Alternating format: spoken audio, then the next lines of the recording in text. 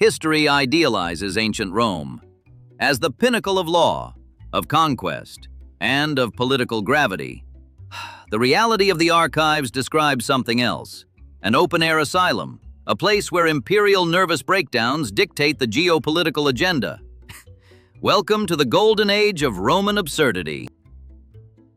In the year 40 of our era, Emperor Gaius Julius Caesar Augustus Germanicus, whom history remembers as Caligula, reaches the end of his political patience. The reality is simple. The Roman Senate, supposed to be the beating heart of the Republic and then the Empire, is nothing but a bunch of terrified courtiers, ready to approve the execution of their own mothers, all to keep their privileges. Rather than executing them all at once, Caligula chooses high-end psychological engineering.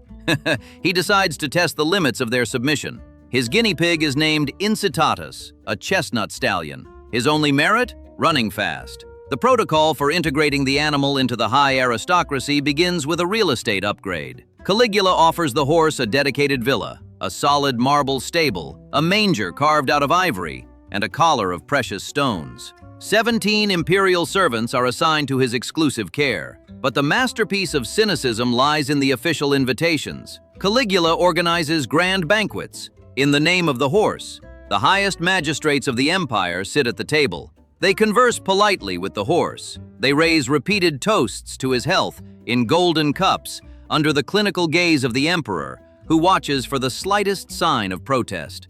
The legal farce reaches its climax when Caligula solemnly announces the registration of Incitatus on the electoral lists for the post of Consul, the supreme magistracy of Rome. Paralyzed by the presence of the Praetorian Guard, the senators do not flinch. They actually begin to logistically plan an electoral campaign, alongside a quadruped.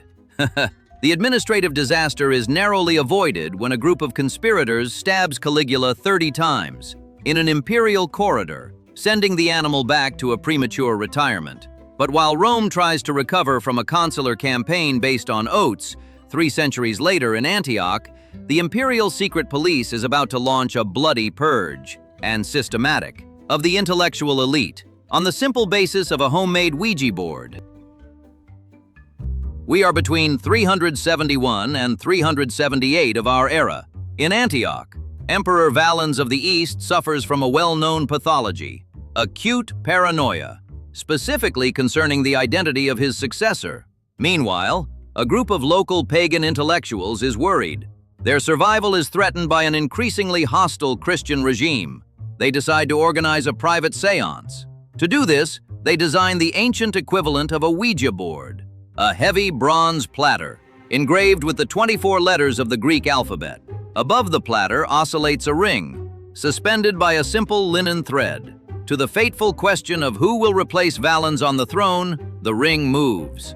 Methodically, it spells out 4 letters: theta, epsilon, omicron, delta, meaning THEO. Panic-stricken, the parlor conspirators immediately deduce one thing. It must be Theodorus, a highly popular imperial official. The rumor of this illegal divinatory session spreads quickly. It lands directly on the desk of the emperor's security services. Valens' reaction instantly crosses the boundaries of the rational. We enter the realm of bureaucratic dementia. Valens does not stop at physically eliminating poor Theodorus. No, he orders a systematic purge, and a ruthless one, across all eastern provinces of the empire. His agents hunt down anyone owning books. Manuscripts are now automatically equated with black magic manuals. This pushes thousands of terrified citizens to burn their own private libraries. Above all, the secret police begins a nominative hunt of absolute absurdity. Anyone whose name begins with the letters THEOD is arrested. The Theodotes, the Theodores, the Theodosii, and even simple anonymous scribes. They are tortured, then executed in assembly line fashion. The courts overflow with corpses. Valens literally empties his own administration of its brains, all over a spelling error. The irony of this alphabetical tragedy finds its logical conclusion in 378.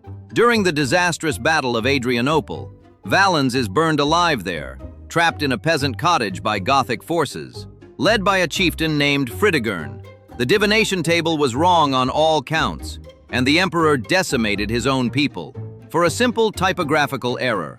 But while the Eastern Empire panics over the Greek alphabet, a few decades later, Emperor Quirinus is preparing to celebrate his accession to absolute power by making a mechanical elephant walk on a tightrope. All right, let's settle down and have a quick chat about our project. Just need to make sure the mic captures the local accent perfectly and we're good to go. In 283, while the Roman Empire is cracking under the weight of its own inertia, Emperor Quirinus, ruler of the West, finds a radical solution to geopolitical threats: sensory distraction. To celebrate his accession to the throne, he organizes the Games of 284, a festival of such ruinous eccentricity that it empties the state coffers without restraint. The Colosseum becomes the stage for a technological madness, featuring mechanical elephants walking on tightropes, artificial forests rising from the ground through complex hydraulic systems, and rare marble decors installed for the duration of a single performance. The management of the state itself becomes a pure theatrical comedy. Quirinus appoints Curandius, a court comedian, to lead the city's grain supply. Meanwhile, a head chef receives the title of governor, all for inventing a particularly successful coriander sauce.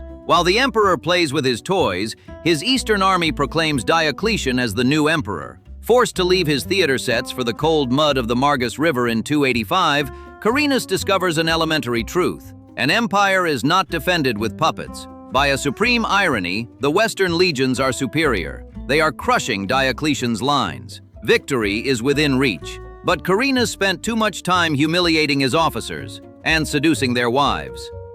They have zero loyalty left for him. In the middle of what should have been his greatest triumph, Titus Aristobulus, a tribune whose wife Quirinus had publicly humiliated, steps up behind him. The destiny of this man who thought he could rule through spectacles is settled with a simple iron blade, driven straight into his throat. In the middle of a victory he will never have time to enjoy. In the end, history does not remember Quirinus's inventions, only his pathetic demise. Between horses dreaming of being consuls, purges dictated by the alphabet, and emperors assassinated over hallway gossip, Rome did not collapse under the blows of barbarians, but under the weight of its own absurdity.